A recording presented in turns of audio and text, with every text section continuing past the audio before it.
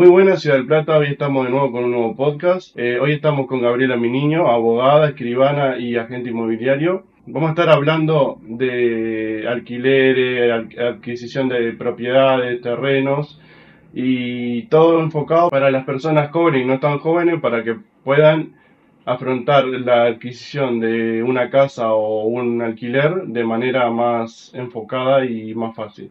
Bueno, bienvenida. Bueno, muchas gracias. Bueno, lo primero vamos a estar hablando de precios de viviendas, ya sea alquiler o sea casas.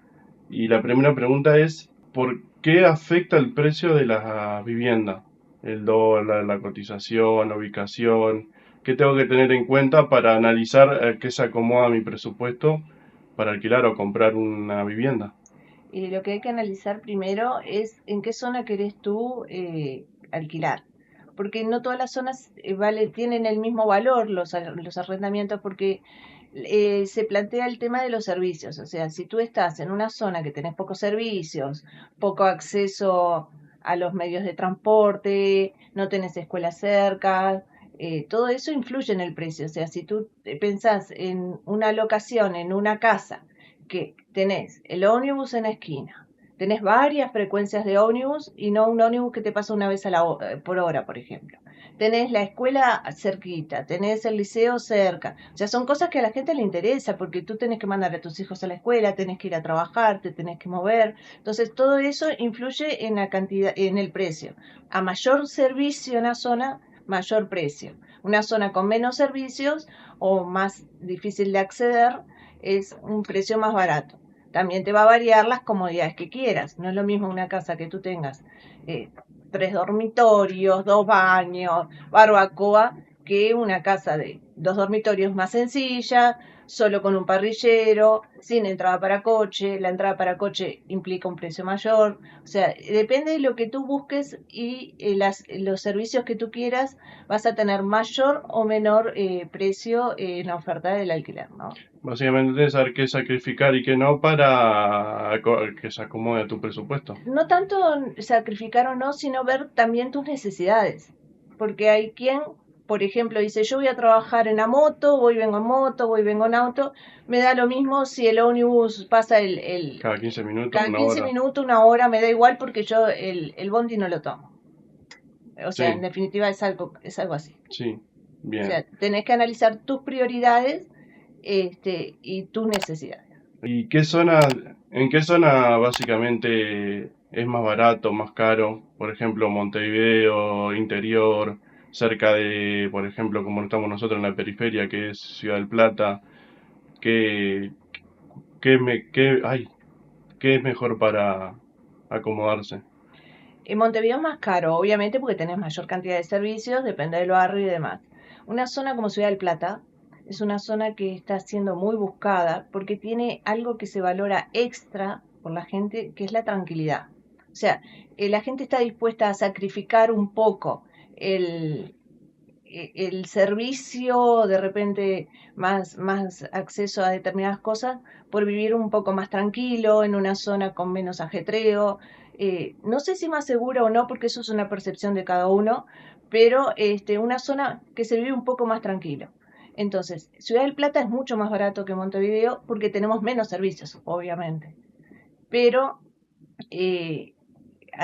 yo qué sé, buscas otra zona, si te vas a vivir al medio del campo, probablemente el alquiler sea más caro porque tiene otro tipo de, si vas a alquilar un campo, tenés, yo qué sé, el campo, todo lo que es producción y demás, o sea, es otro tipo de cosas. Pero lo que es a nivel de vivienda, normalmente las periferias de la ciudad siempre suele ser un poco más barata que Montevideo, salvo Ciudad de la Costa, ¿no? Que Sí, es otro es mundo. como turístico, capaz que el punto turístico es más caro por eso. No sé si, o sea, ha cotizado más porque además también tiene mucho más servicios. Sí, claro. Tú no puedes comparar los servicios de Ciudad de la Costa con los servicios de Ciudad de Plata. Sí, Aunque vamos en crecimiento, ¿no? sí, pero está costando un poquito.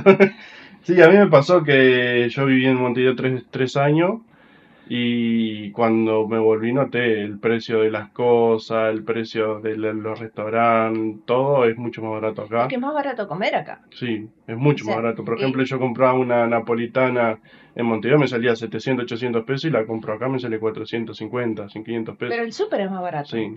O sea, en la diaria el súper es más barato. Los servicios en general son más baratos que en Montevideo.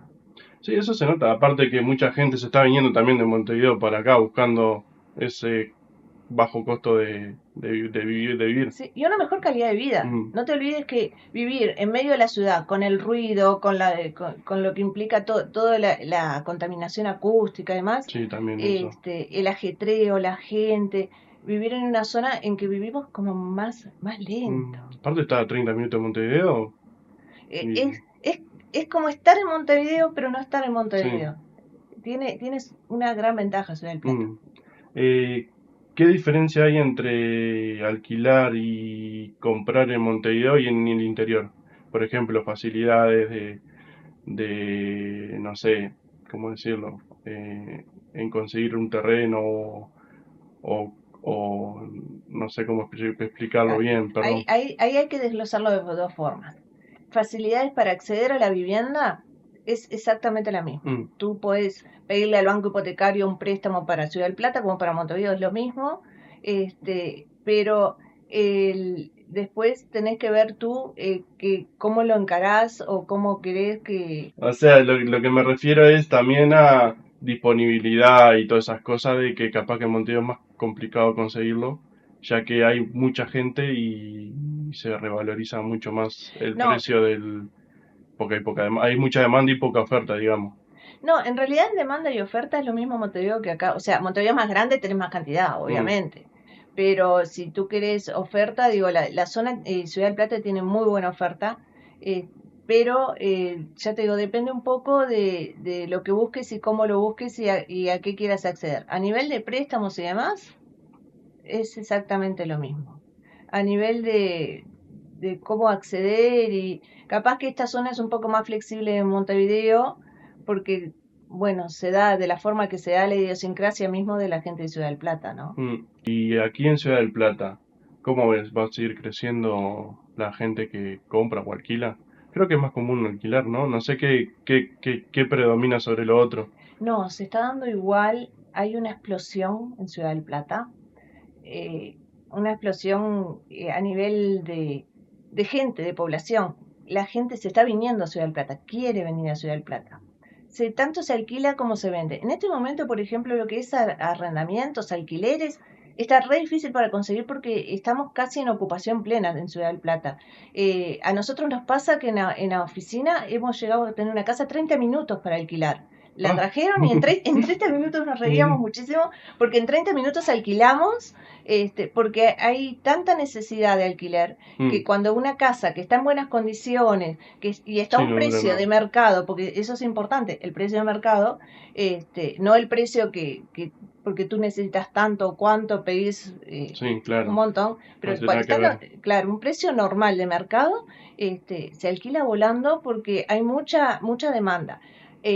Venta también, hay una gran cantidad de ventas, se está vendiendo muchísimo, se está manejando mucho las ventas en general, porque la gente, ya te digo, está buscando salir de Montevideo, está huyendo de Montevideo. Sí, es muy caro Montevideo. Capaz que es lo que favorece mucho a Ciudad del Plata y también a otras zonas metropolitanas. Claro, Perdón. lo que más te dice la gente que viene acá, sobre todo el que viene a Montevideo, ay, estoy buscando tranquilidad, quiero la tranquilidad. Y como tú decías hoy, estamos a 30 minutos de Montevideo, no hay diferencia. Mm, Si tú vivís en Colón y te tenés que tomar el ómnibus para ir al centro, Tan ya los 30 minutos también.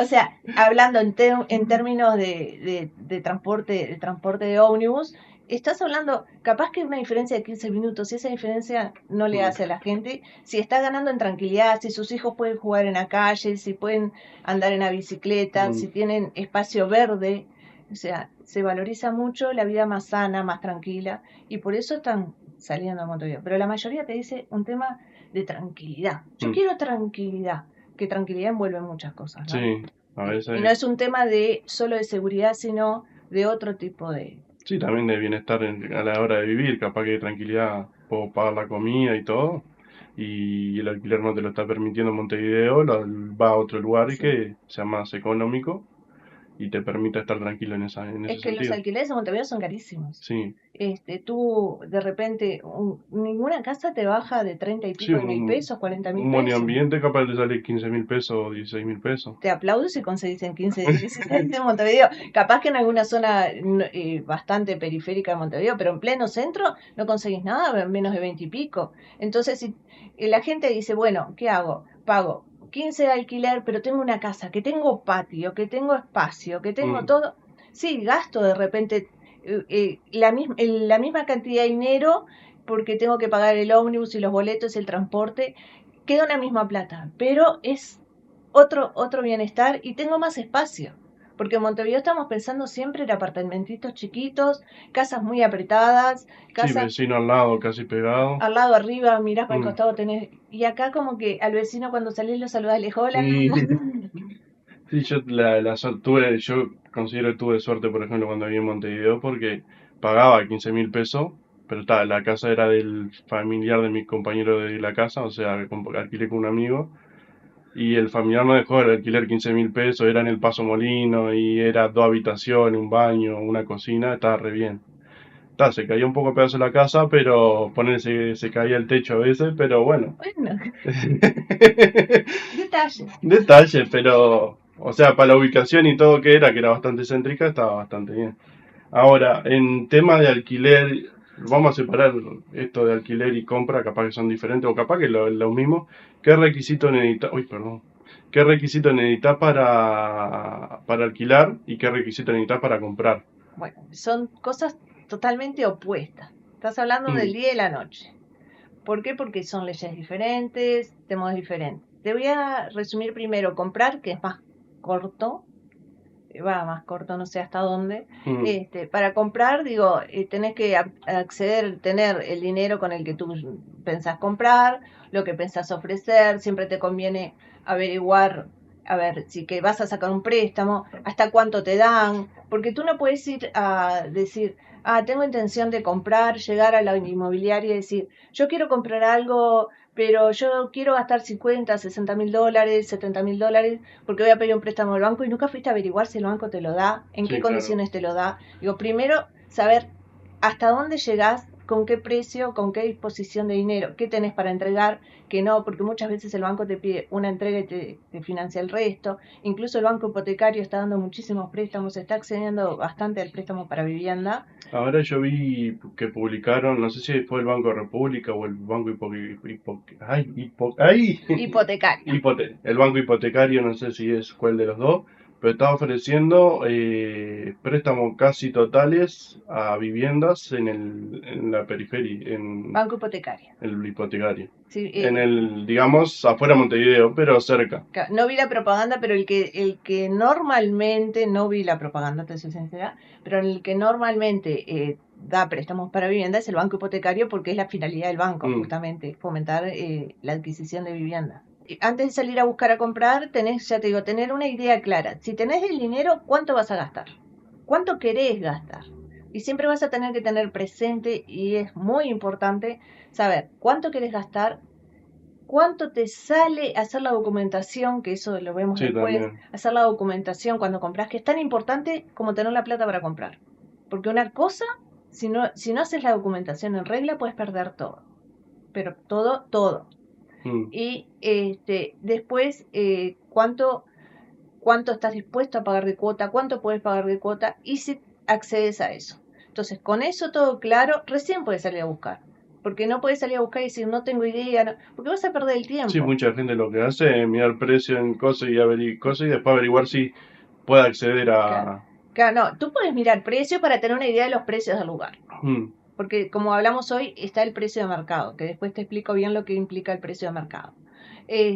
Pero tú tenés que ver bien qué tanto llegás, a qué tanto dinero llegás, cuánto tenés acceso si vas a pedir un préstamo, y en base a eso, después de mirar los precios, salís a ver si tú llegás dentro de ese precio, o sea, con el préstamo que te dan, y ahí realmente salís a buscar en serio. No podés salir primero a mirar porque sí, mm.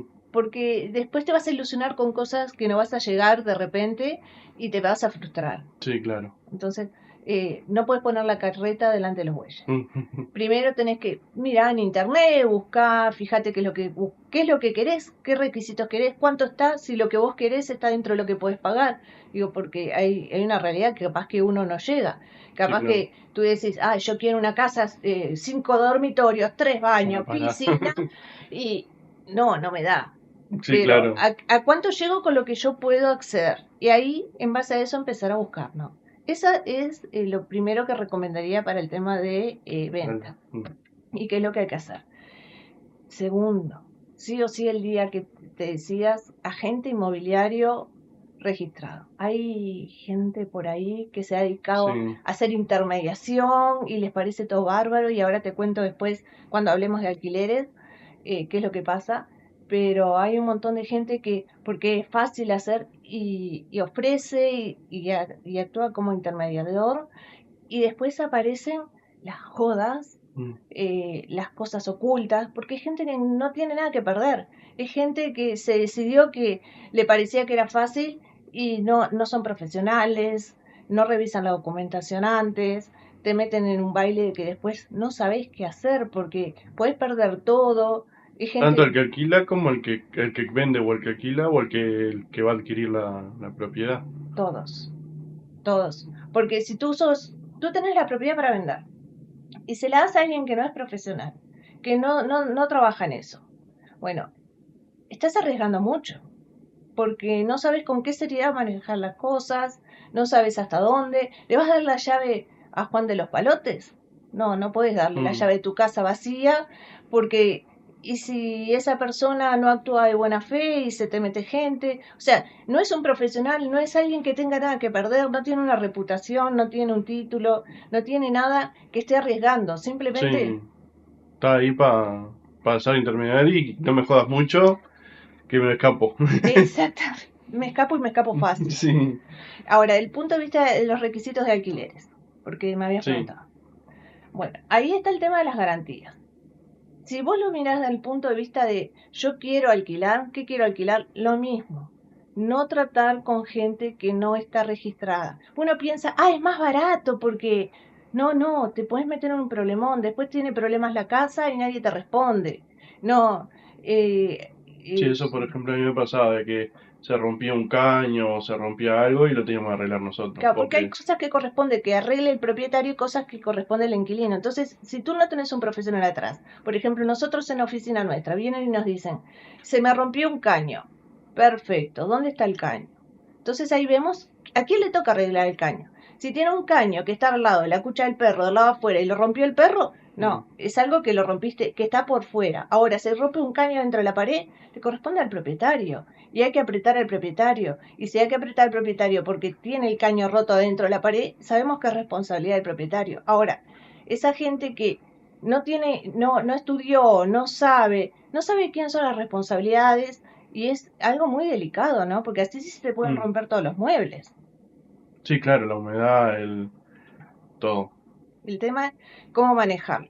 Después tenés el tema del requisito de garantías. ¿Qué garantías? Capaz que lo vemos más adelante. ¿Qué Sí, la garantías o siguiente no? pregunta es qué es una garantía. Ahí está.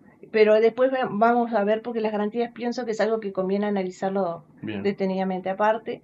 Está el tema del contrato, porque hay gente que te cobra contrato, te cobra más, menos. Lo usual es medio mes propietario, medio mes inquilino. Eso es lo usual que se cobra en contrato de arrendamiento. Cuando cobran más, es libre. Yo puedo cobrar lo que quiero. mm, Nosotros en la oficina se cobra medio mes al propietario, medio mes al inquilino, que es algo que se estila y se ha estilado prácticamente desde hace muchísimos años en el sector inmobiliario. Pero eso es libre de la inmobiliaria. Una pregunta, ¿qué tal a toda la gente de Ciudad del Plata? Vos hablabas hoy, por ejemplo, de los precios de mercado y cómo se tasan o cómo se cotizan los precios de mercado. ¿Podrías explicar más o menos cómo se da el precio? Porque acá en Ciudad del Plata inclusive hay viviendas que están casi a la par de algunos lugares de Montevideo. Viviendas de unos 20.000 pesos o 25.000 pesos inclusive. Si vos mencionabas recién que tenía mucho que ver, por ejemplo, los servicios que se brindaban en un lugar y en el otro, si bien no son precios céntricos de Montevideo, pero sí son precios de, por ejemplo, Colón o Sayago de pronto. Bueno, estamos bastante cerca de los servicios que ofrece Sayago o Colón, si nos ponemos a pensar. El precio de mercado es el precio que usualmente la gente está dispuesta a pagar. Era como yo te decía hoy, si yo pongo una casa, tengo una casa X de 2 dormitorios, entrada para coche, parrillerito, ningún lujo, una casa promedio en la zona. Y yo pido 30.000 pesos, nadie me la va a pagar. ¿Por qué? Porque yo, casa de esas características, consigo en la zona por un precio de 16, 17. Entonces, el precio de mercado es lo que se paga usualmente por un inmueble de esas características con acceso a determinados servicios. O sea, no vale lo mismo una casa de repente, pensando a nivel de servicios, que esté en el fondo en Monte Grande, en el fondo en Santa Mónica, que una casa que esté sobre la ruta a una cuadra de la escuela en el kilómetro 28, por ejemplo. ¿Por qué? Porque obviamente tenés más accesos, tenés más servicios y demás. O sea, la misma casa en distintos lugares, si yo agarro la misma casa y la pongo en distintas zonas, vale distinto. El precio de mercado es lo que la gente está dispuesta a pagar para ese tipo de construcción con ese tipo de servicio. Entonces, al momento de yo poner a la venta o poner a alquilar, tengo que tener en cuenta cuál es el precio de mercado. Hay gente que a veces me dice, yo preciso vender en tanto porque quiero comprar con lo que venda en Ciudad del Plata, quiero comprar en la Costa de Oro. No, Sí, Es imposible. no te va a pasar.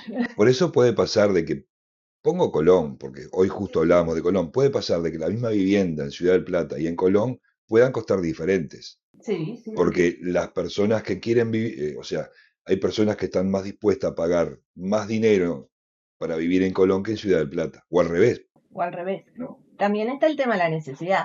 Como dicen, siempre hay un roto para un descosido. Tú puedes pedir una casa 50.000 y alguien se enamoró de tu casa y la pagan 50.000. Cuando realmente el precio normal de mercado es 25. Pero es muy raro que pase eso. O sea, porque hay un promedio de precios.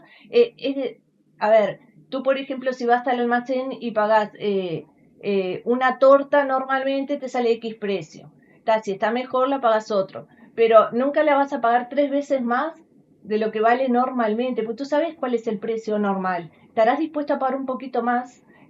Porque está enfrente de casa, por Porque ejemplo. te queda más cómodo. Capaz que el precio de mercado a ti te varía porque está más cerca de la casa de tus padres. Sí, o querés competir con otro comprador, por ejemplo. Exacto, pero a veces siempre son motivos más personales, porque queda cerca de la casa de mis amigos, porque me queda más cerca de la escuela para los chiquilines, todo ese tipo de cosas. Pero todos sabemos más o menos cuánto estamos dispuestos a pagar. El precio de mercado es eso que todos sabemos cuánto más o menos vale la cosa. Claro, claro. Ese es el precio Ese de es el precio mercado. de mercado. El más o menos cuánto vale. Puede variar que yo lo pago, cuando uno dice, yo pagué más esta torta porque me gustaba más porque tenía nueces. Eso es una elección personal, pero yo sé que estoy pagando más porque yo entiendo que hay un precio de mercado. Yo entiendo que hay un precio que se paga esto, pero yo estoy dispuesta a pagar más por tal cosa. O yo no estoy dispuesta a pagar tanto. Cuando yo digo no estoy dispuesta a pagar tanto, es que ya está fuera del precio de mercado. Claro. Cuando hay mucha gente que no está dispuesta a pagar tanto. Volviendo al tema de los alquileres, digamos. Genial. Garantía.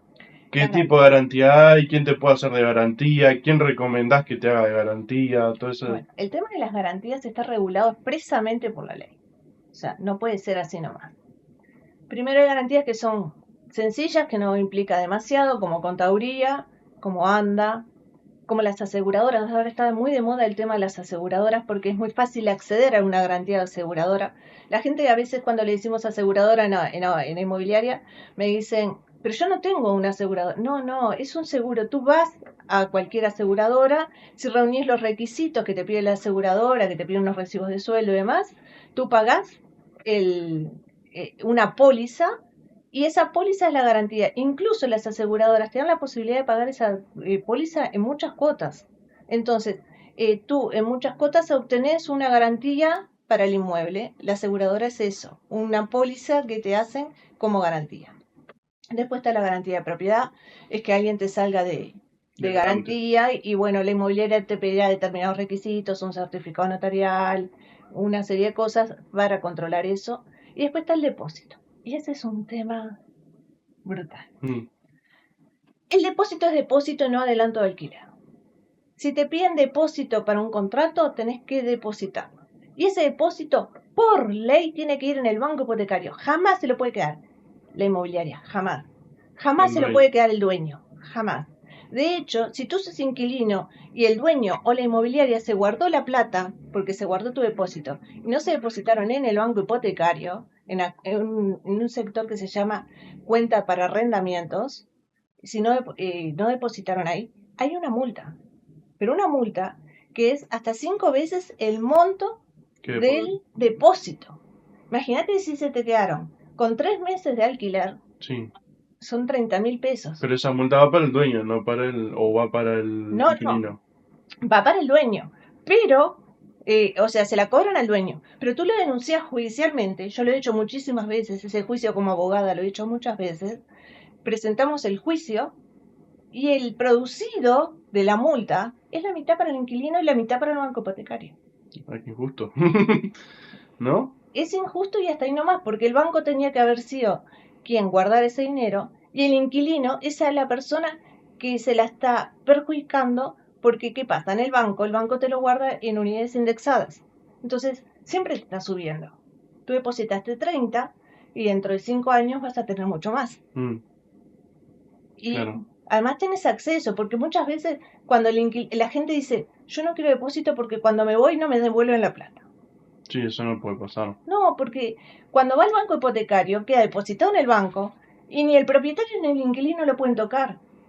O van los dos juntos de acuerdo a retirar el dinero o por orden de juez. De otra forma no se saca el banco. Mm, Es una seguridad para todos. Tu dinero está seguro. Ahora, si se lo quedó el propietario, le inventan cosas o se lo quedó la inmobiliaria, le inventan cosas a la gente y le dicen, no, porque se te rompió esto o esto. Entonces, cuando quieren acordar de 30.000 pesos, le sí, devuelven 5. sí, claro. Vos como inquilino tenés que asegurarte de que lo deposite en esa cuenta porque... Es que tú ¿Y como cómo lo comprobás, tipo, que lo no, depositó? no, es que tú nunca le podés, como inquilino, nunca le podés entregar ni a la inmobiliaria ni al propietario. Se hace el trámite en el banco y tú vas y depositas en el banco. Le tenés que pedir un, digamos, un número de cuenta del... No, Perdón que... no, te Ujú, explico. No te explico porque es súper importante. A mí me vienen como inmobiliaria, me dicen banco hipotecario. Entonces, la garantía de banco, yo hago todo el trámite como inmobiliaria ante el banco. Ingreso todo lo que el banco pide, mando toda la información, la documentación, todo. El banco me da un día y una hora y un número de cuenta. La persona va al banco, hace todo lo que tiene que hacer, registra su firma en el banco y el banco le dice, ahora puede depositar. Y deposita en el banco. Yo, inmobiliaria, jamás toco el dinero. mm, El propietario jamás toca el dinero. Si una inmobiliaria o un propietario te agarra el dinero, es ilegal. bien. O sea que directamente tenés que ir tú con la inmobiliaria o con la persona Vas tú interesada. solo. Ah, tú solo, bien. Yo Está. en inmobiliaria te doy el formulario, todo lo que me mandó el banco, vas al banco hipotecario, Y registras listo. y depositas en el banco. Bien. Tiene que ser así. De hecho, el banco te da un número de cuenta y tú vas y depositas en ese número de cuenta. Pronto. Excelente. Y nadie se te queda con el alquiler. Si el propietario, la inmobiliaria, se quedaron con el depósito, se le puede hacer un juicio, se le cobra una multa y la mitad de esa multa es No, para el inquilino. por no asegurarse de Por que... no cumplir con la ley. Claro. Está, entonces está bien la multa. Porque básicamente, sí.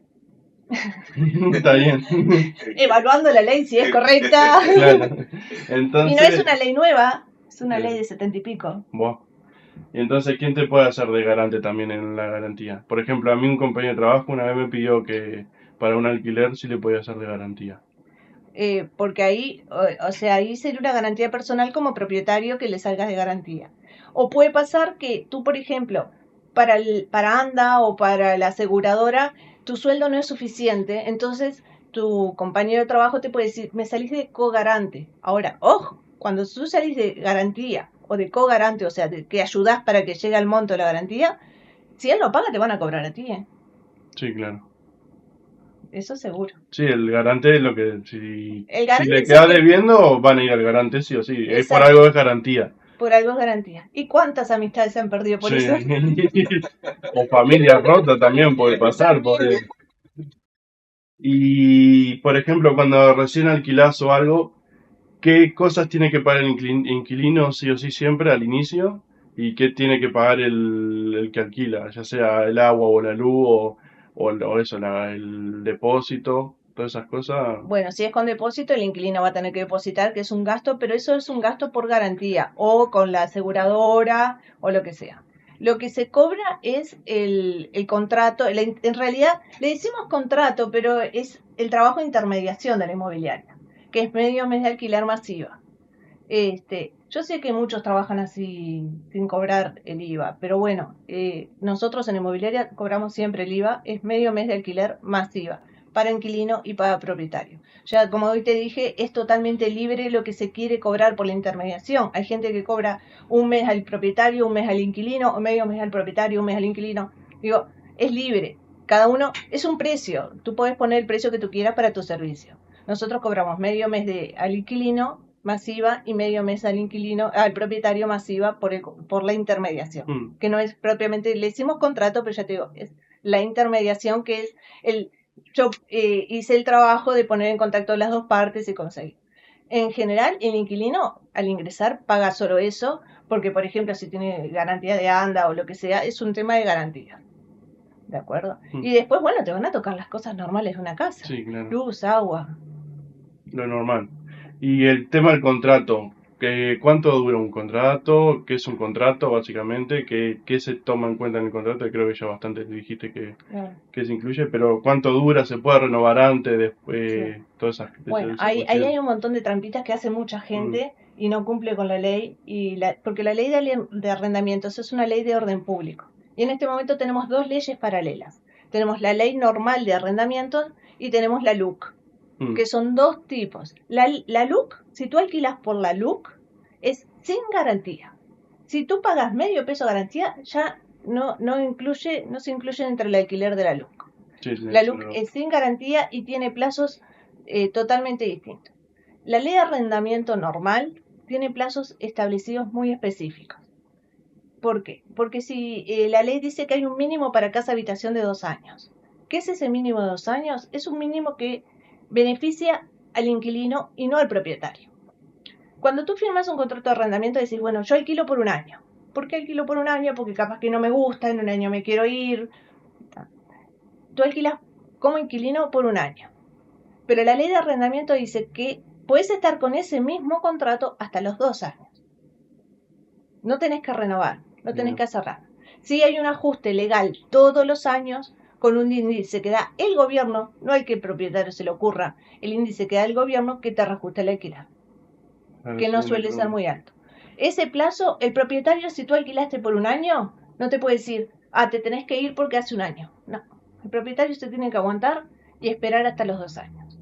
Y cuando llegan tus 2 años del contrato, así lo hayas hecho por un año, cuando llegas a los 2, el propietario te dice, preciso la casa, y tú le dices, sí, hágame el juicio.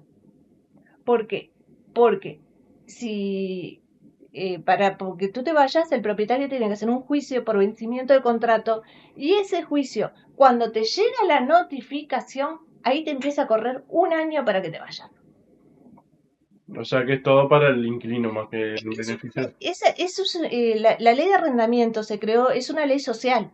Se creó para proteger al inquilino en un momento en que los propietarios eran muy fuertes y la demanda de alquileres era muy alta, entonces como que había un manoseo Del dueño, por parte del dueño hacia los inquilinos. Entonces, es una ley sumamente social y todos los plazos benefician al inquilino, que muchas veces el propietario, en este momento mirado de la óptica de hoy, que el jubilado que hizo el apartamentito en el fondo para ayudar su jubilación, se encuentra con que no le pagan, el desalojo es muy lento, y bueno. pero pasó por algo antes. Claro, porque de repente esa ley no se ajusta tanto a la realidad actual, pero bueno, fue una ley social creada por una situación social que beneficia al inquilino. Yo tenía entendido que ¿por qué las dos leyes van paralelamente, tanto la LUC como la... Porque puedes tomar cualquiera de las dos. pero quién elige eso? Ellos, El propietario. el propietario determina si quiere alquilar o no por la LUC. Ah, bien. O sea, tú tenés dos regímenes. Entonces puedes ir por un régimen o por el otro. Puedes ir por el régimen común, que es la ley de arrendamientos común, con todos esos plazos, que es una ley muy favorable al inquilino, o puedes ir por la LUC. La LUC ha dado Tiende a favorecer al propietario. No, ¿no? es todo lo contrario. En la práctica, y se demostró en la práctica, porque ya llevamos ya casi 6 años de la LUC, fue para un alivio para muchísima gente que no tenía cómo acceder a la garantía. Los desalojos por la LUC es bajísima la cantidad de desalojos por la LUC que hay. O sea, no es que uno piensa porque sin garantía hay montañas de desalojos. No, es muy bajo el índice de desalojos que se tienen que dar por no pagadores de la LUC. Porque viste que se da interpretación de que podían haber un montón de desalojos porque... No, justamente no, es bajísimo y no sabes la cantidad de gente que se vio beneficiada. Porque, ¿qué pasa? Si tú estás en el clearing, probablemente no puedas acceder a una garantía. Si tú cambiaste de trabajo y tu trabajo es muy nuevo, hace 2 meses estás en tu trabajo, por más que tengas un buen ingreso y sepas que tu trabajo es seguro y por mucho tiempo, no vas a poder acceder o a ANDA o a una aseguradora porque recién cambiaste de trabajo. Y es gente excelente pagadora que no tiene cómo acceder a la garantía. Y gracias a la LUC o sea, el régimen establecido de arrendamientos en la LUC, pudo acceder al inmueble.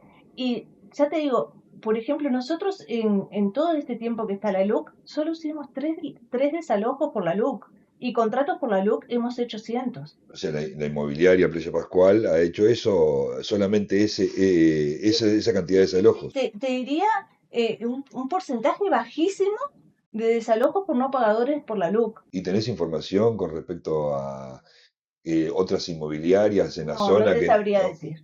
De otros no te sabría decir. Pero en general, la mayoría, y son buenos pagadores, y si no pueden pagar, hablan con el dueño y le dicen, nos vamos en tal fecha. O sea, no, fue muy bajo. Claro, ¿qué pasa? Hay casos que son muy malas experiencias para el propietario y si el inquilino se fue, si bien los plazos de la luz son muy rápidos para desalojar, ¿qué pasa? Te chocas con una realidad. El plazo es muy rápido en papeles, porque tenés 5 días, 15 días, pero Después tenés poder judicial. tenés el poder judicial en el medio. Y un desalojo por mal pagador de la LUC, hoy en día, que este juzgado está funcionando fantástico en este momento, porque el juzgado Paz Tercera está funcionando muy bien en este momento, te lleva más o menos unos 2 meses y medio reales desde que iniciaste el desalojo a que sacás la persona. Algo que dijiste recién, que fue lo de la actualización de precio del alquiler. El alquiler. ¿En qué se basa? ¿Qué toma de estándar para ir actualizando el precio? Es un índice que te da el gobierno. Ya está establecido por el gobierno. El gobierno lo da todos los meses. Entonces, tu alquiler, el que tú tenés hoy, se reajusta una vez al año, siempre, esté vigente o no esté vigente el contrato, se reajusta una vez al año por el índice que te da el gobierno correspondiente al mes anterior. Por ejemplo, tú tenés 8.000 pesos de alquileres, de monto de alquiler, y se te reajusta porque este mes te toca el reajuste, porque hace el año que tenés el reajuste. El gobierno dice, los alquileres que reajustan en el mes de julio o en el mes de septiembre, estamos en septiembre, perdón, en el mes de septiembre, ando perdida, en el mes de septiembre se reajustan por 1.0 tanto. Y ese es el índice que da el gobierno. Si el propietario te reajusta por un monto que no es el correcto, por ejemplo, tú pagas 8 y el propietario dice, ahora con el reajuste pagas 9, primero, el monto de reajuste siempre no es tan alto. Si tenés un alquiler alto, el reajuste es alto, pero un alquiler bajo suele ser muy bajo, porque es un índice, es un monto como la UR, es un monto que da el gobierno. ¿Te reajusta como le parece al propietario? No, es una infracción que puedes denunciar ante el juzgado y se te devuelve y se le cobra una multa al propietario. Porque el propietario te está cobrando de más. A mí hay gente que viene y me dice, no, porque pagaba 8 y con el reajuste quedé 9, ya te suena mal, porque por el monto, el índice nunca puede ser 1.000 pesos en 8.000 pesos. nunca. Sí, Entonces ya te suena mal y después le dices, no, porque me atrasé unos meses, pero estaba pagando. Y cuando entras a revisar los reajustes, capaz que el inquilino tenía plata a favor, Claro. sí, porque claro. le estaban cobrando más. O sea, no es lo que se le ocurre al propietario. Sí. El índice te lo da el gobierno. Bien. ¿Qué errores debemos evitar a la hora de alquilar? Por ejemplo, eso del Lo aumento o de no creerle O sea, que todo eso ¿sabes cómo se soluciona? Si vas con el profesional. si él ya te Tú asesora y... alquilás por una inmobiliaria seria y no tenés problema. Cuando digo inmobiliaria seria, no digo esos que se autoproclaman inmobiliarias sin tener ningún tipo de estudio. Digo, yo Claro. hice un curso de posgrado en arrendamiento justamente porque tengo la inmobiliaria. O sea, tengo la inmobiliaria y me hice un curso de posgrado para arrendamientos porque es muy delicado, es muy complicada la ley de arrendamientos y tiene tanto derechos para el inquilino como para el propietario. Bien. Entonces, si vos no trabajas con gente especializada, te puedes encontrar con que te reajustan en cualquier momento, se te queda con el depósito. Total, no responden a nadie, no tienen responsabilidades, no son profesionales. Siempre recomiendo la inmobiliaria establecida porque la inmobiliaria suele haber un profesional. De hecho, hay que averiguar cuál es el profesional que está atrás. Sí, si es un escribano, un abogado, si él cumple las dos funciones. Claro, en el caso nuestro, digo, es una ventaja porque al ser yo dueña de la inmobiliaria, abogada y escribana, veo las cosas en el parámetro justo, lo que es a nivel de contratos y lo que implica todo lo que hay en caso de incumplimientos a poder judicial. Claro. El tema de buscar una vivienda. ¿Cómo recomienda buscarla? Por ejemplo, por redes sociales, Mercado Libre, ir a la inmobiliaria y que te diga qué casas tienen a la disposición, A ver, sería la mejor forma. tenemos que ayornarnos a la realidad de hoy. Las redes son todo, Sí, te mueves por redes. Todas las inmobiliarias trabajamos con redes sociales. O sea, te da la ventaja que vos a las 3 de la mañana el sábado puedes estar sí, viendo mirando, casa. buscando lo que te interesa. Lo importante es cuando haces la contratación. Mm, Porque, por ejemplo, en una zona hay gente que se ha dedicado a hacer intermediaciones. Viene un cliente con un problemón, con un tema de un desalojo, en este momento que estamos trabajando con eso, que se lo hizo una persona que le dice, yo hago intermediaciones y el contrato lo bajo de internet. El hombre aceptó porque le venía bien. Te reís, pero esa persona, yo ese número de teléfono lo he visto por toda la zona. sí, claro. Y hace esa intermediación. Y la gente cae. Ahora, si te va bien, no tenés problema. Pero donde hay un problemita, un problemón. Es un problema. Además hay algo que tú no me has preguntado y que es importante, y te lo voy a decir, Sí. está el tema del IRPF. Ah, claro. Esto no es para el inquilino, es para el propietario. ¿Qué es el IRPF? Es un impuesto que tiene que pagar todo propietario que tiene incrementos patrimoniales por un alquiler, o sea, todo el que cobra un alquiler. ¿Qué pasa? Hay un monto que está cerca de los 20.000 pesos que tú puedes exonerar el IRPF. ¿Qué quiere decir eso? No pagar el impuesto. Si tú tenés una casita que alquilás 12, 13 o tres casitas que todas las sumás y te dan 16, 17, o sea, no pasas el monto mínimo de la ley, haces un trámite que te lo hace la inmobiliaria o lo puedes hacer directo en DGI y te dan una constancia que estás exonerado del pago del impuesto. El propietario tiene que tener presente que hasta alrededor de los 20.000 pesos es un monto que varía, que varía de acuerdo al índice que el gobierno te va diciendo cuánto es el monto anual por el cual podés exonerar. Es eso, puedes exonerar hasta ese monto el alquiler. O sea, la gente que tiene alquileres bajitos puede hacer el trámite y hacer la exoneración de IRPF. Entonces, ¿para quién está pensado el impuesto? Para aquellos que tienen un monto muy alto de alquileres. No está perjudicando a aquel que tiene el alquiler chiquito para ayudar su jubilación, su sueldo y demás. Hasta 20.000 pesos tú, más o menos, por ahí anda alrededor, ya sea que tengas uno o varios, siempre y cuando no pasen ese monto, puedes hacer el trámite de exoneración ante DGI y tener una constancia que estés exonerado. ¿Qué pasa a tu propietario que no exoneraste? La ley dice que para hacer el juicio de desalojo tenés que acreditar que estás al día con el pago del IRPF. Entonces, ¿qué es estar al día? Presentar tu constancia de exoneración. Yo estoy exonerado, no tengo que pagar, pero fui a TDGI, registré el contrato y exoneré. Entonces estoy al día, puedo desalojar. ¿Qué pasa si yo supero mis alquileres, superan el monto del IRPF y no hice la exoneración? No podría hacer el desalojo. ¿Por qué? Porque la ley dice, para entrar el desalojo tenés que acreditar que estás al día con el pago del impuesto.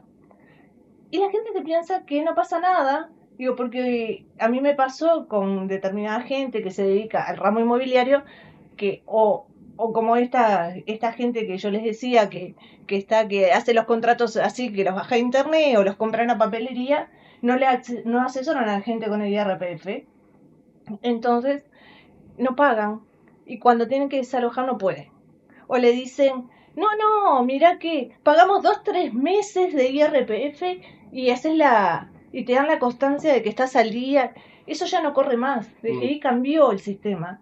Y tenés que presentar tu contrato y te dice, el contrato es de tal fecha. Si me pagaste 2-3 meses, no te doy la constancia de que estás al día. ¿Qué pasó todos estos meses?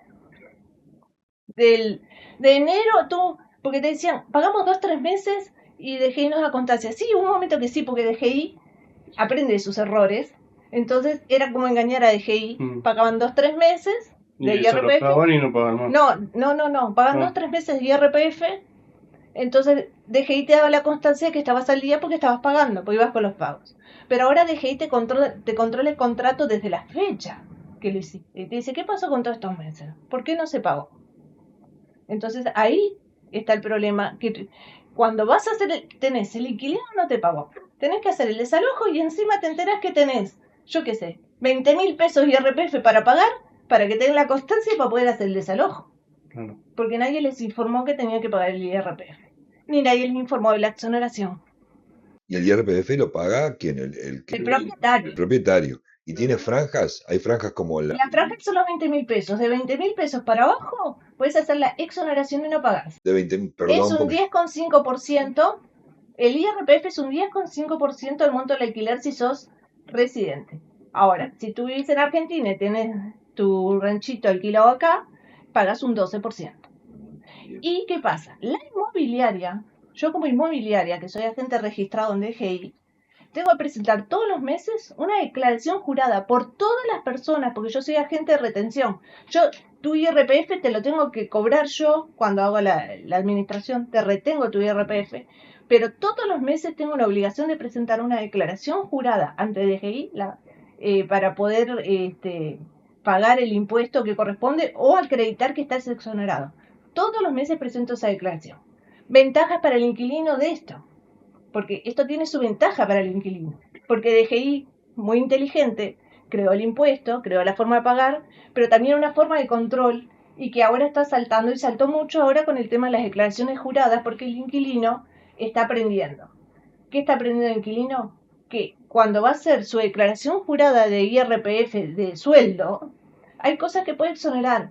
Y si presenta que está alquilando, tiene un descuento, una deducción en su monto de IRPF. Entonces, yo inquilino, estoy alquilando, llega un momento de mi declaración de IRPF anual y presento que estoy alquilando, entonces tengo una deducción, me hacen un descuento, me devuelven plata de DGI. Entonces pero para hacer esa deducción yo tengo que decir, yo le estoy alquilando a Víctor, estoy alquilando a Víctor por tanto y pongo los datos de Víctor. ¿Qué pasa si Víctor no estaba pagando? Porque si vos no me tenés que desalojar, capaz decís, a mí no me hace nada. Claro. Pero yo, inquilino que puse, Víctor es mi arrendador, DGI sabe que Víctor tiene un arrendamiento. ¿Y qué pasa? Cuando cruza el dato dice, pero ¿y Víctor dónde está? Sí, claro. Entonces, esos propietarios que decían, no, yo tengo buenos inquilinos y por eso no pago IRPF, porque no voy a tener problema. Sí, no vas a tener problema hasta que el inquilino te declare en su deducción de impuestos, que no tiene por qué no hacerlo, porque es un beneficio para ti mismo. Estoy alquilando, me van a hacer una deducción, voy a pagar menos impuestos, probablemente me devuelvan la plata que me descuentan de IRPF del trabajo, entonces, ¿por qué no lo voy a hacer? Y cuando DGI, yo digo, yo le estoy alquilando y tengo que poner a quién le estoy alquilando. Y el inquilino lo tienes un contrato, no tenés cómo decirle al inquilino, ay, no me pongas. Entonces, es un control externo que creó la DGI, que el inquilino te declara como que sos el propietario y ahí tenés un problema. Porque DGI va a decir, señor Víctor, venga acá. Yo tengo a fulanito que me dice que usted es el arrendador por tanto. Yo a fulanito le vuelvo plata, pero ¿y usted dónde está la plata? Y dice, no, bueno, yo no pagaba porque la inmobiliaria no me dijo. La clásica. La inmobiliaria no me dijo. ¿Y quién es la inmobiliaria? No sé, porque yo alquilaba con una muchacha por allá que vino y me dijo que me hacía la intermediación. O sea, es muy delicado el IRPF. Es una obligación del propietario que además es un beneficio para el inquilino, porque puede deducir. ¿Y eso cae multa si el propietario no pagó? Habla con DGI. Y hablando de DGI, las multas son seguras. ¿Qué gastos hay aparte del terreno cuando compras una propiedad? Tenés los gastos de la escritura y hay un impuesto que se llama ITP para el comprador, ¿no? Que se llama ITP, que es el impuesto a las transmisiones patrimoniales. Suena horrible porque uno dice impuesto y con ese nombre dice, bueno, me bajaron el hacha. No, pero no es muy alto, es un impuesto que no suele ser demasiado alto y depende siempre del valor real, el valor de catastro del inmueble, no el valor de mercado, el valor de catastro, que no es lo mismo. ¿Qué sería la diferencia? En la cédula catastral aparece un valor del inmueble que es lo que catastro dice que vale la propiedad. O sea, el valor que tiene para catastro, cómo lo tiene evaluado catastro. Ese valor siempre es muy inferior al precio de mercado. Siempre.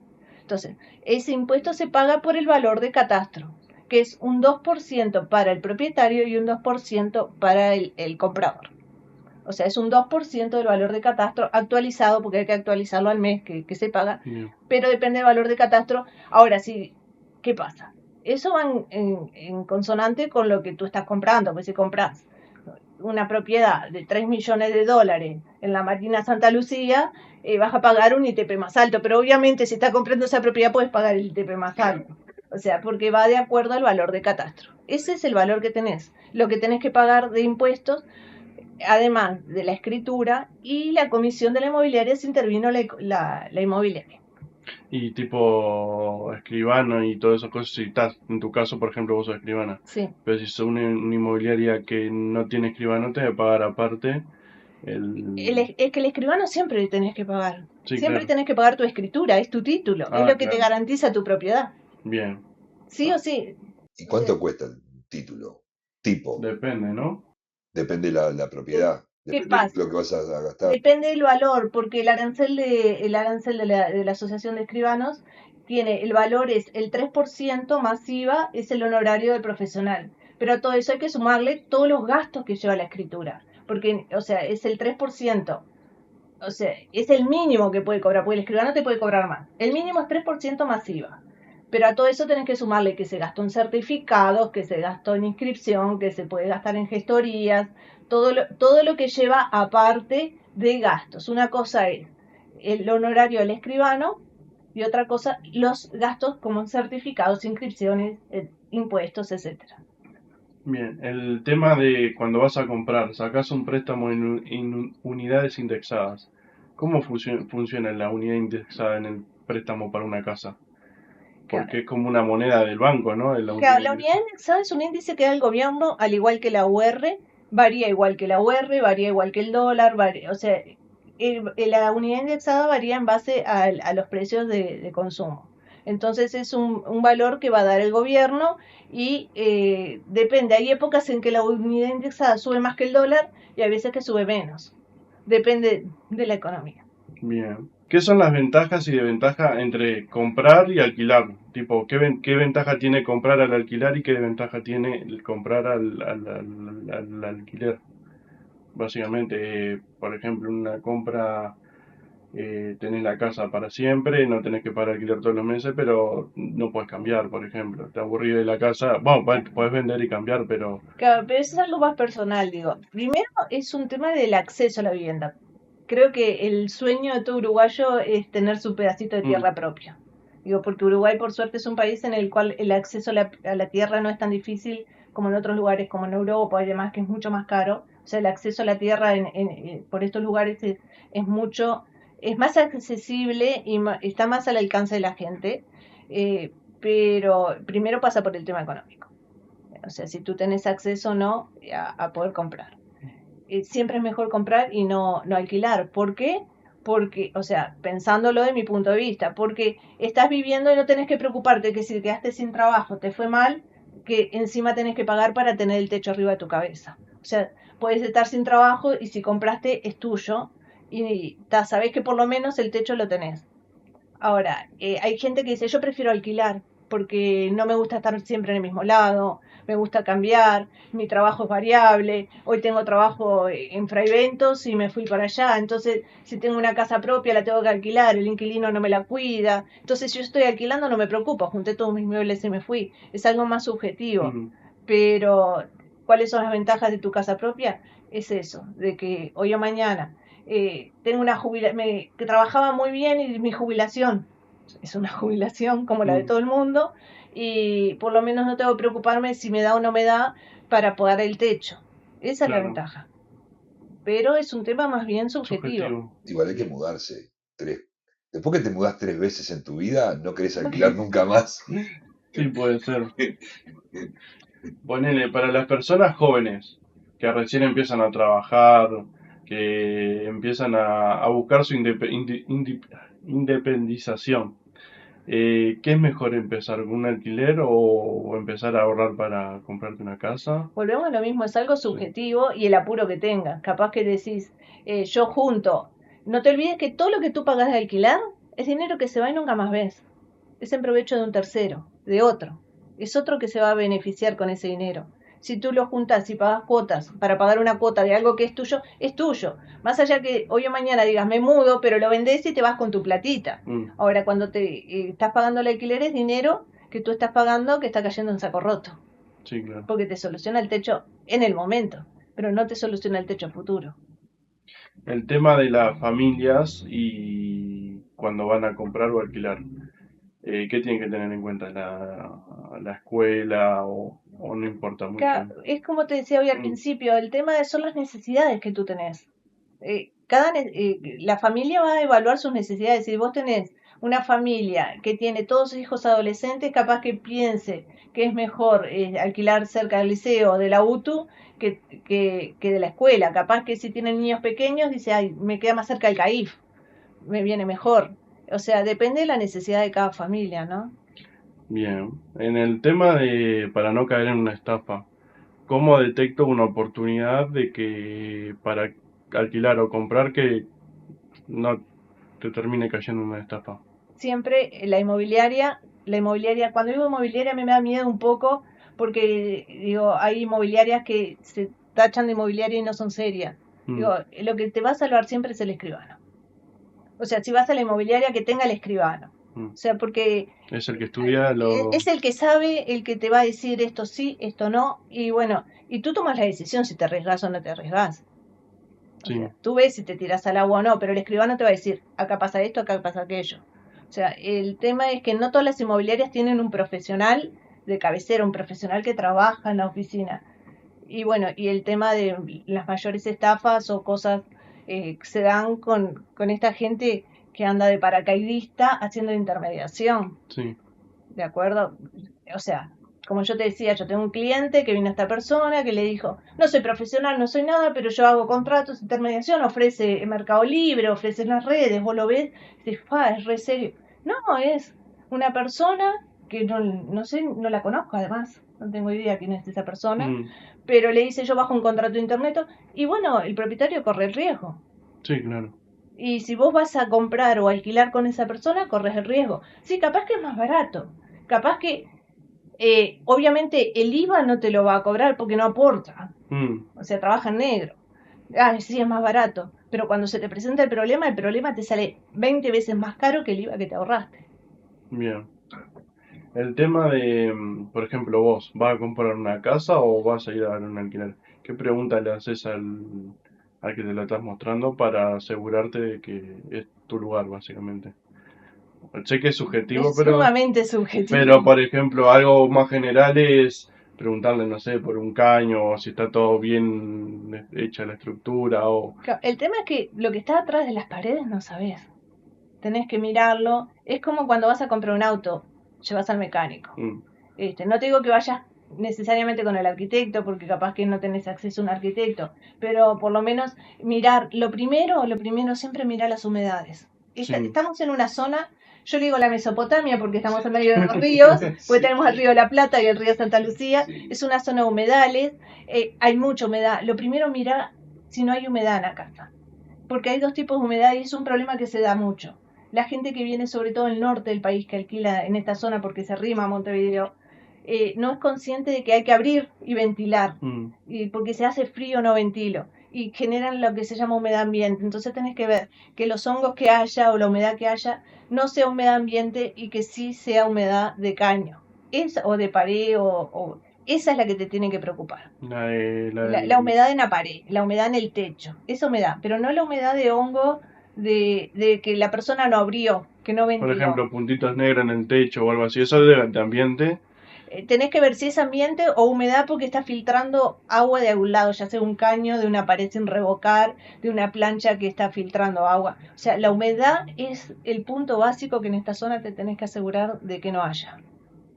Excelente. Esa era la última pregunta. Esa es bravísima. Tenemos consejos legales, tenemos consejos personales. Personales. Estamos recompletos, hasta de construcción. Claro, básicamente. No, pero el tema de la humedad es uno de los problemas más serios que se dan en esta zona a nivel sobre todo, claro, lo ves a nivel de inquilino, porque el inquilino es el que sufre. Y nos ha pasado a inquilinos que dicen, porque tengo humedad, inquilinos que se han cambiado 2, 3 casas y siguen teniendo humedad en casas que nunca habían tenido, cuando realmente vamos como inmobiliaria a ver cuál es la humedad que hay, porque Sí, tenemos es el mismo que no abre nada.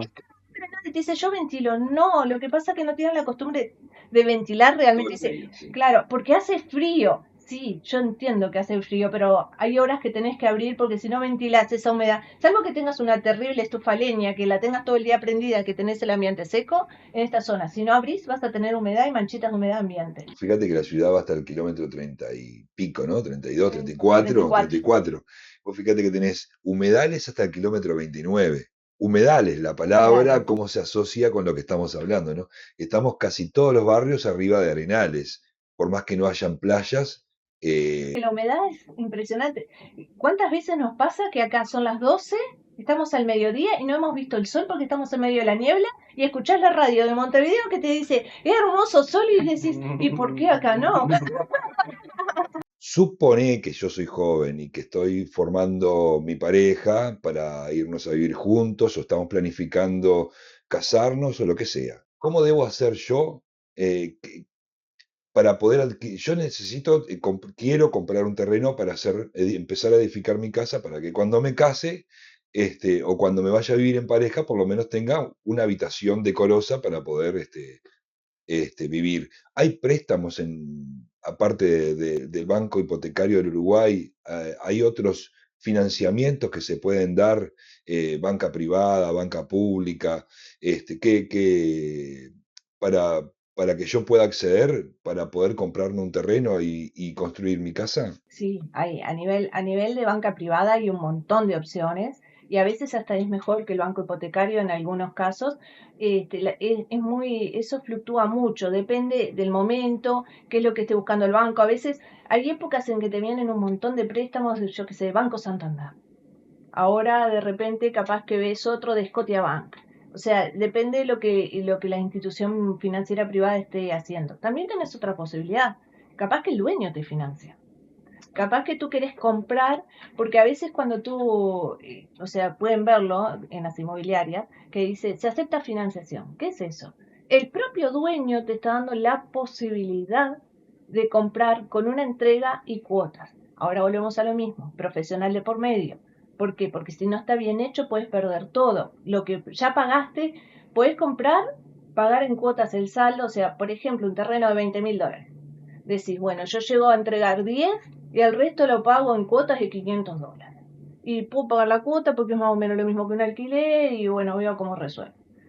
Pero si no lo hiciste bien, con el profesional adecuado, puedes perder todo. Claro. Y para hacerlo bien, ¿qué tenés que hacer? O sea, ya tengo el dinero, el banco me lo dio, ya lo tengo, ponelo, o la financiación, lo que sea.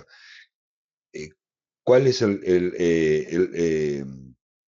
las instancias que se tienen que dar para que, ¿cómo sé yo, por ejemplo, que los papeles están en regla, el boleto de compra, por ejemplo, para qué sirve, etcétera, etcétera? ¿Cuál es el procedimiento que se tiene que dar para adquirir un terreno, por ejemplo, o una casa? Primer paso, escribano. Si tú no vas al escribano, estás arriesgando todo. El escribano, cuando a mí vienen como escribana a consultarme de escribana, quiero comprar. Bueno, vamos a hacer un boleto reserva. ¿Qué es lo primero que hacemos? El boleto reserva. Es un contrato previo que se hace con la persona que te va a vender a ver si la documentación está bien. Pero ¿qué pasa? Yo como escribana, cuando me dicen, tú venís y me dices, quiero comprar.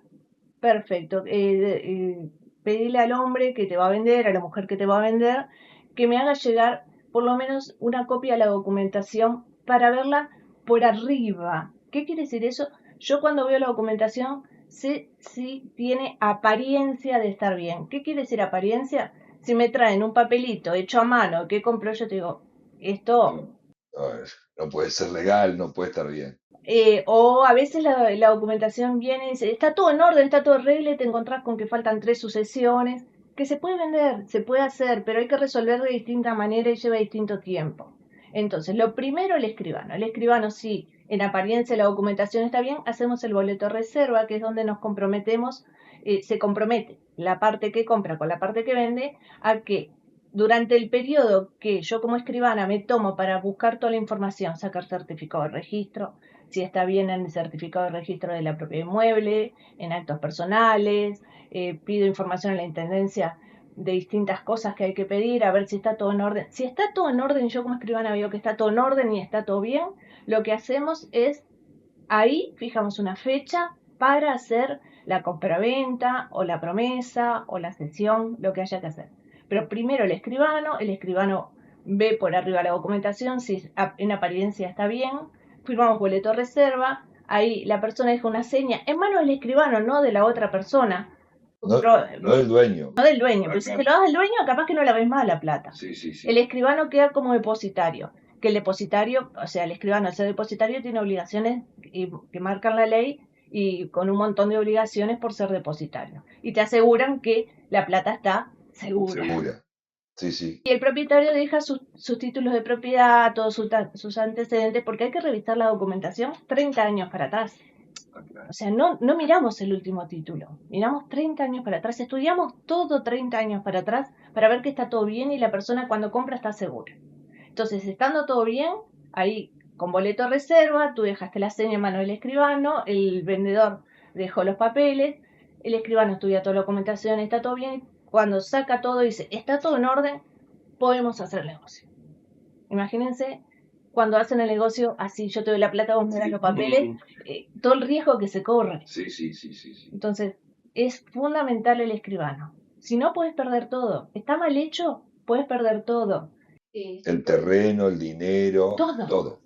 Todo, puedes gastar un montón de plata y terminar en la calle. Generalmente el perjudicado es la persona que va a comprar. El que compra, el que vende normalmente hasta se hace con plata de arriba y se desaparece. Claro. O, ¿qué pasa? Vos le diste la plata al otro, no pasó nada, aparecieron algunos dueños, saltó un embargo o lo que sea, si lo hiciste así, y el que te vendió ya se gastó la plata, aunque no tenga mala fe, se gastó el dinero y no tiene para devolvértelo. Y tú te tenés que ir, te quedas en la calle y sin la plata. Claro. Y el otro te dice, sí, bárbaro, pero yo lo usé para comprar tal cosa y no tengo cómo devolverlo. Ya está.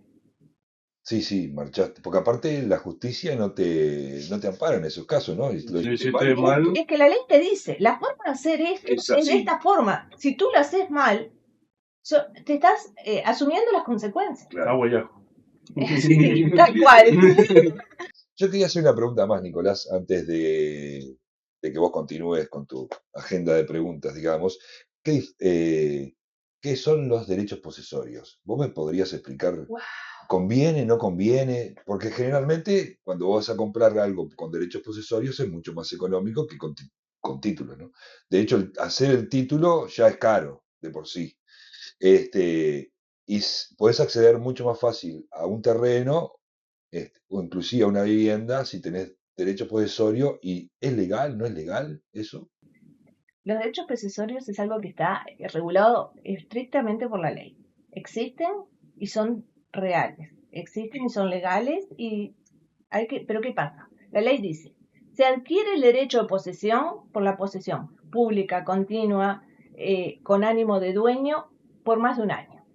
O sea, si la persona que te va a vender te dice, te vendo los derechos posesorios y no hace un año que está ahí, no tiene derecho de posesión. Porque el derecho de posesión se adquiere al año, reuniendo todos los requisitos de la ley. Si tú tenés todos los requisitos que te pide la ley, pública, pacífica, con ánimo de dueño, durante 20 años puedes adquirir por prescripción, que es un juicio que tenés que hacer en el juzgado, no es automático. Cuando llegas a esos 20 años, con todas las características de la ley, haces un juicio en el cual le tenés que demostrar al juez que cumpliste con todos esos requisitos, y ahí el juez, después de analizar, de ver los testigos, de ver toda la documentación y demás, saca una sentencia que declara que sí, que es así, que por 20 años lo tuviste y puedes llegar a ser declarado dueño. ¿Qué pasa? Ese juicio es muy, muy caro y lleva entre 3 y 4 años. A veces puede ser un poco más corto, suponete 3, pero menos de 2 años no te va a llevar nunca.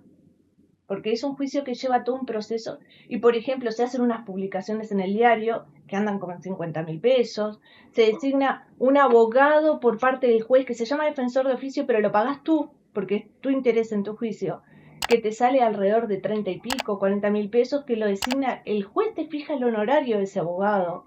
Además hay que pedir un montón de documentación, hay que hacer un plano para prescripción, que se hace al principio un plano provisorio y después que tenés la sentencia, un plano definitivo. Después que tenés la sentencia, tenés que gastar en inscribir la sentencia, tenés que pagar IRPF por adquirir ese bien. O sea, lleva un montón de cosas. Al principio es barato, pero después te matan. Para regularizar la documentación es bravo. Pero el mayor problema y el mayor riesgo de los derechos posesorios es que hay quienes venden derechos posesorios y realmente no los tienen. Sí, Porque el tema es ver cómo se ingresó, es fundamental saber cómo se ingresó a tener los derechos posesorios. Es un tema que es de puro derecho, o sea, sería muy difícil de explicar, pero es importante cómo se ingresó al inmueble, si me metí por la fuerza, si no, si me permitieron, si me lo prestó el dueño, yo no me puedo, salvo determinadas características, después decir que tengo derecho de posesión. O sea, es muy delicado.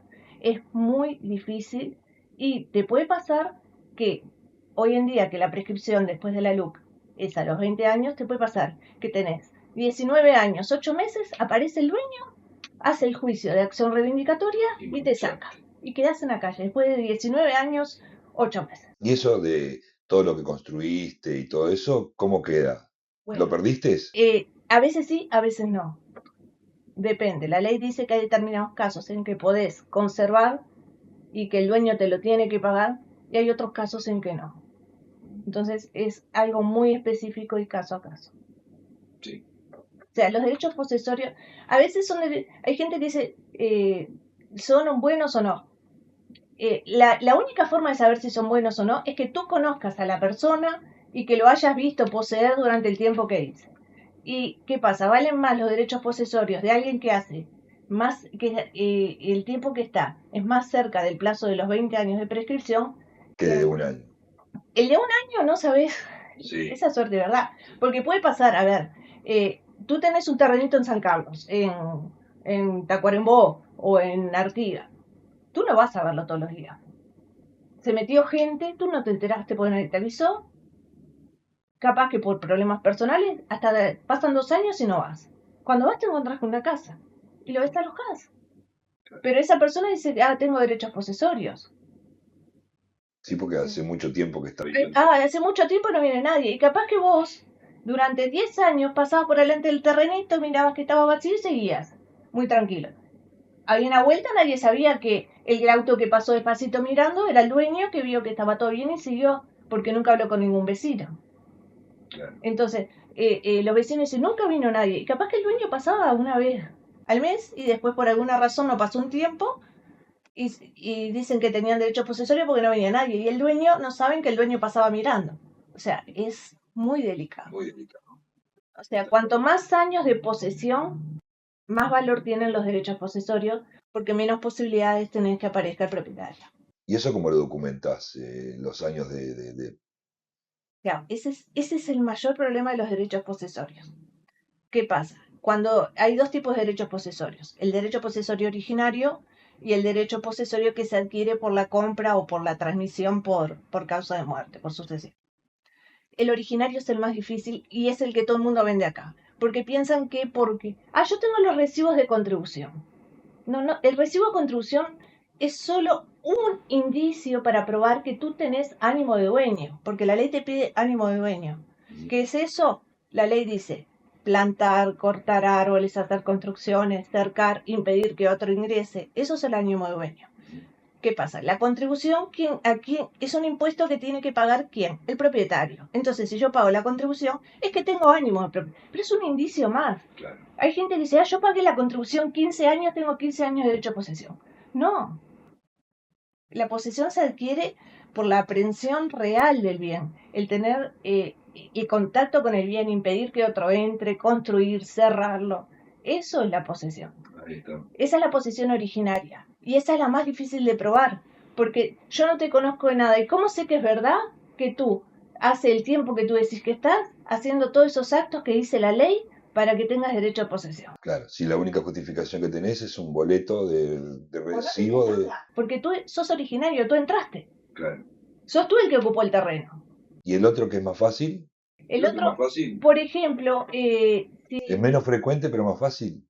¿cuál? El otro que... No, el otro que hay es el derivado. Por ejemplo, tú, alguien siempre fue el originario. Por alguien arrancó el origen.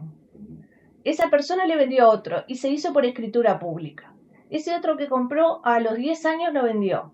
Pero ¿qué pasa? Tenés una documentación que te va dando, Claro. que te va dando una idea, se incluyó en una sucesión, porque el fulano de tal esos derechos los tenía, se incluyó. Pero no quiere decir que te salves del tener que probar que realmente eso que dice toda esa documentación es cierto.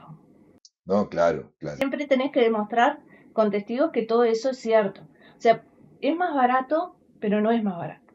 Sí, te termina fulminando al final. No, es muy común.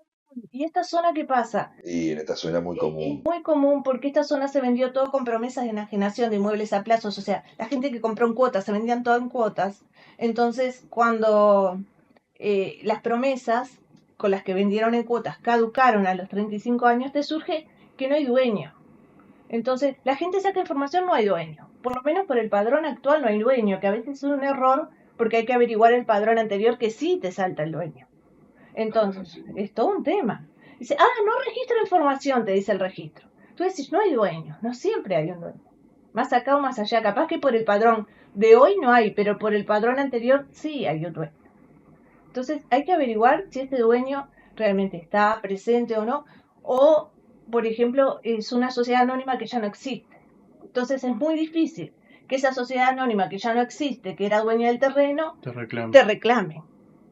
Ahí está.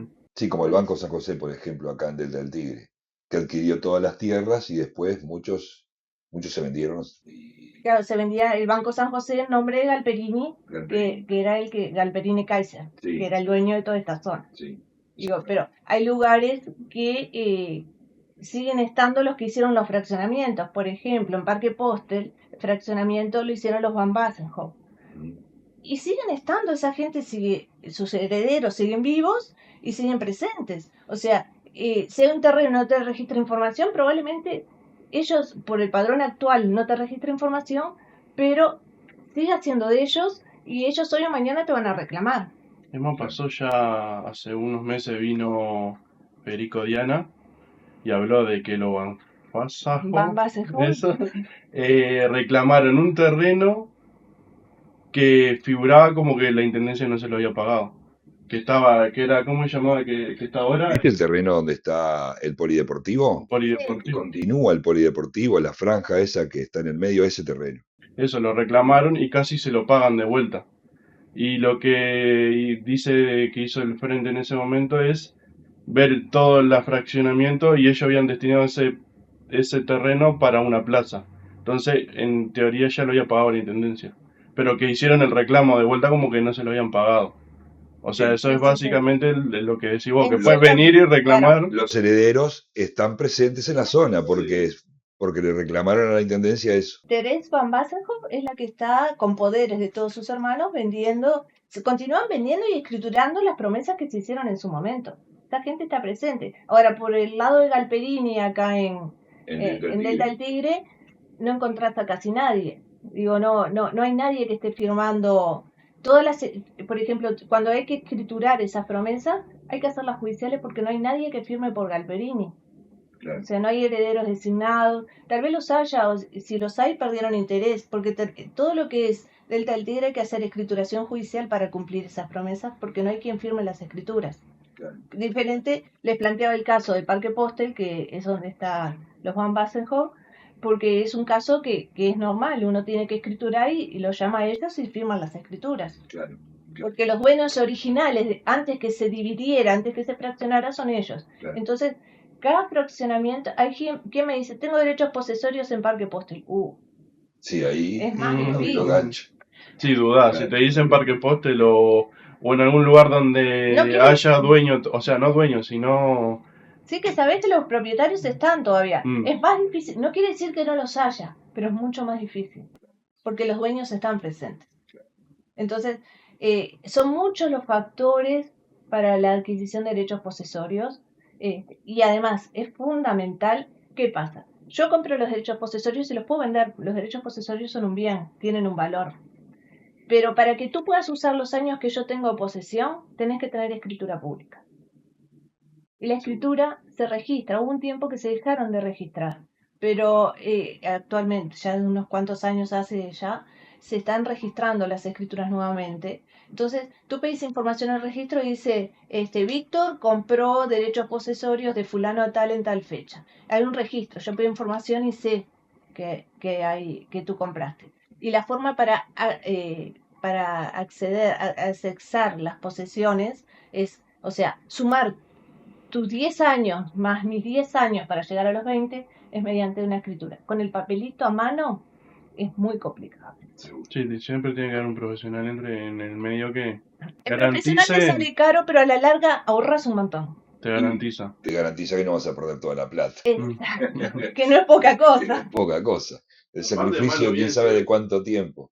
Para atrás y cuánto tiempo para adelante, pues capaz que juntaste una parte y otra parte tenés que sacar de préstamo. Pero lo fundamental es tener presente que porque tengan, yo tengo 15 años pago de contribución, tengo 20 años pago de contribución. No, la contribución no sustituye los actos de posesión. Si te van a vender un terreno peladito que dice hace 20 años que tengo pagada la contribución, ojo, porque el pagar la contribución, y si no hay nada, no hicieron nada, está abandonado, no está cercado, o sea, porque tú tenés que impedir que otro entre, demostrar que tú sos el dueño. ¿Por qué? Porque incluso si vos decís que el terreno ese, tú lo cuidas y tenés 15 años de contribución, capaz que el dueño dice, muchas gracias, me están pagando la contribución. Claro, Sí. porque vos en realidad le estás pagando la contribución al dueño, porque está a nombre de la otra persona. A nombre de la otra persona. Tú estás pagando la Vos contribución lo que tenés es un recibo que que dice que estás pagando. te dice que estás pagando vos. El otro, muchas gracias. Claro. Pero mientras que tú no hagas un acto que el que realmente sea dueño pueda decir, no, ¿qué estás haciendo? Esto es mío. O sea, si yo digo, eso es mío y no puse un alambrado, no corté el pasto, no corté los árboles, no hice ninguna construcción, no hice ninguna plantación, ¿cómo va a saber el dueño que fulano dice que ese terreno lo está poseyendo? Claro. ¿Cómo demostras tu Sí, posesión? podés llegar de la nada y decir un terreno pelado, ese es mío, y es básicamente lo mismo. Bueno, esa fue una de las cuestiones por la que la Intendencia empezó a trabar las contribuciones por más de 10 años. O sea, si había deudas de más de 10 años, la Intendencia las traba, le dicen traba las contribuciones que no te da información, y para poder desbloquear y poder pagar tenés que acreditar de alguna forma que tenés algún derecho sobre el terreno. Porque había gente que averiguaba el terreno tal, está vacío, cuánto debe contribución pagar 30 años y a los 5 días lo vendía, con 30 años de contribución paga. Claro. Pero no estuvo ni un año. No estuvo ni un día. Claro. Bueno, Bueno, sería básicamente todo. Genial. Te doy un regalito que da Dulce Jime, que siempre da. ¡Ay, qué nivel! Para Ay, postre, pues ya para desayuno creo que es un poco para la merienda. para la merienda. Bueno, Básicamente muchísimas gracias son a Dulce masitas, Jime. sí, que manda. Esta vez todo dulce, la vez pasada fue salado y esta vez te tocó el dulce. Se ve que me conoce. Tiene ese cones creo que son de queso. Ay, sí. Puede ser. Muchas Bueno, gracias muchas por, gracias. por el regalo y básicamente espero poder tenerte de vuelta con otro tema A que las tú me diste órdenes, cuando la idea. Y eso fue todo en la entrevista de hoy. Hablamos de todo. Espero que les haya gustado y que tengan un muy lindo día.